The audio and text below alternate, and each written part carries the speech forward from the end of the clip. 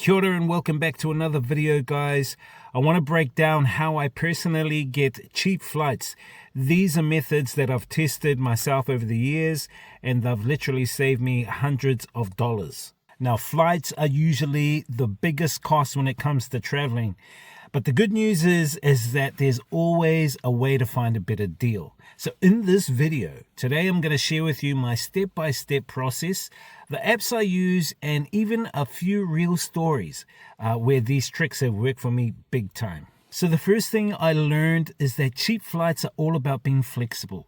Flexible with your dates, flexible with the airports that you fly in and out of, and even sometimes flexible with your destinations. For example, if you fly on a Tuesday instead of a Friday, you can save a good chunk of money. Weekends are always the most expensive because that's when everyone's traveling. Tools like Google Flights, Skyscanner actually have a calendar where you can see which days are the cheapest.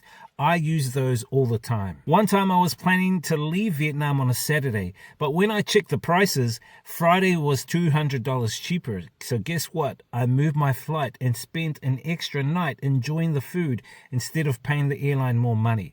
Flexibility really pays off. Now, when it comes to searching for flights, I always use multiple tools. My top picks are Skyscanner, Google Flights, Kayak, and sometimes Momondo. The cool thing is they all show slightly different results, so I like to compare. I also like to set up price alerts so that I get notified when a flight drops. And here's a big one. Search in incognito mode or private browsing mode. Airlines and booking sites use cookies. So if you check the same route 5 times in a row, the price can actually creep up because they're using cookies. I've seen it happen to myself. I searched a flight one night, it was $600. The next morning it was $750. But when I checked through incognito mode, it was back down to about $620. That's not magic, that's cookies tracking you. So make sure you go into incognito mode or private browsing mode. Most browsers have that feature. The other thing that you might want to try look at doing is signing up for frequent flyer programs. Even if you don't fly much, those points actually add up, and sometimes just signing up gives you access to cheaper fares, which is really, really good. If you're in a country that has credit cards with travel rewards, that's another way to build points. But don't get into debt for it. That's the biggie. Only if it makes sense to you. There's also another thing called hidden city flights. You basically book a longer flight with a stopover, but you actually get off at the stopover. For example, you buy a flight from, say, Auckland to London that connects through Singapore, but you actually just want to go to Singapore. You hop off there in Singapore and do a no-show for the rest of the flight to London. It's not for everyone, and you have to travel like carry-on only because your bags will go to the final destination. The reason you do this is because that will be a cheaper flight sometimes than, say, going from Auckland to Singapore. Auckland to Singapore could be $1,000, but Auckland to London could be $800. So that's just another tip for you guys.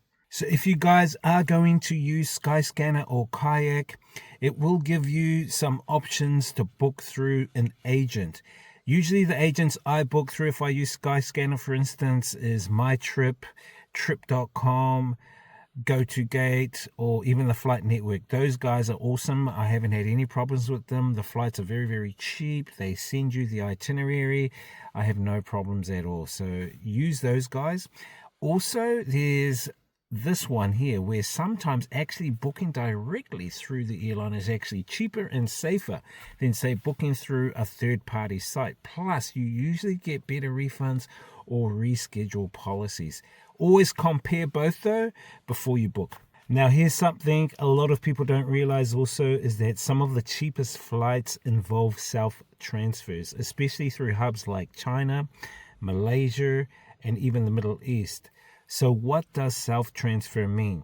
Basically, you book 2 separate flights with different airlines. For example, you might book one ticket from Auckland to Guangzhou and then a separate one from, say, Guangzhou to Hanoi.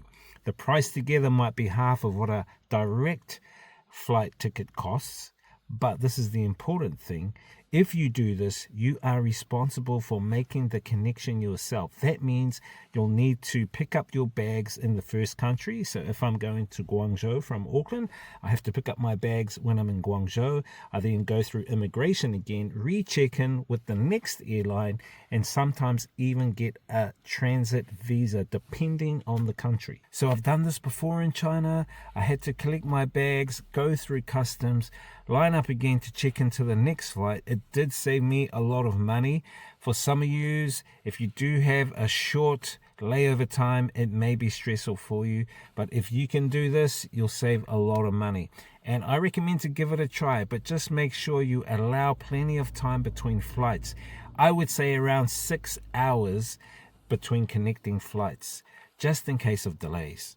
It's a great hack, especially if you're prepared, but it's not for everyone, so make sure you plan it carefully. And yes, I've had a couple of quick wins. Once I flew from Auckland to Vietnam for under $300, which was very, very budget friendly. That was been very flexible and watching the prices for a couple of weeks. Another time I scored a domestic flight within New Zealand for $29. That one came up from a price alert I had set up on Skyscanner. It's honestly one of the best feelings knowing you've outsmarted the system a little bit. All right, fam, so let's do a quick recap. Be flexible with your dates and your destinations. Use multiple apps and always search in incognito mode. Collect loyalty points if you can. Check direct airlines and look out for those hidden city deals. If you want the absolute cheapest tickets, consider self-transfer flights. Just make sure you give yourself plenty of time. Travel doesn't have to break the bank. Just remember that the more you know these tricks, the more the world opens up for you. And if you've ever scored a crazy cheap flight, drop it in the comments below and let me know how you did that. I'd love to hear your story.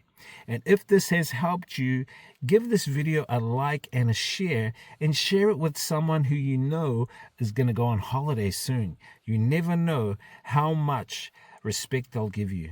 Alright fams, thanks for hanging out with me today. Catch you guys up on the next video. Stay inspired, keep traveling, experience the journey, inspire others, live life, have a great life, not just a great day. Peace out.